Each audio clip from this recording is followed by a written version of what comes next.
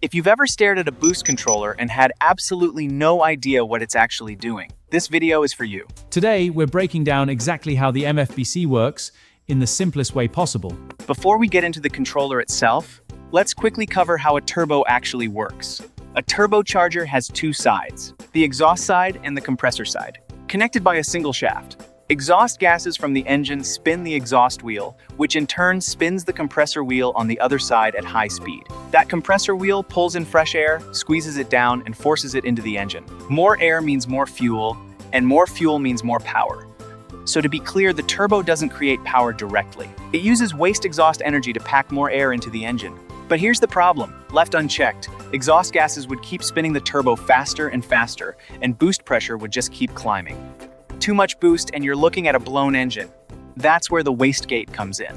Once boost reaches the target pressure, the wastegate opens up and diverts some of the exhaust away from the turbine wheel. Less exhaust driving the turbo means boost stays within a safe range.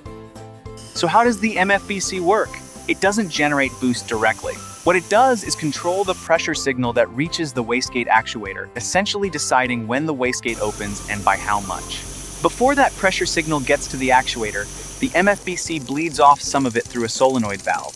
This tricks the actuator into thinking boost is lower than it actually is, so it waits longer before opening the wastegate. The result? The wastegate opens at a higher real-world boost pressure, and your overall boost level goes up.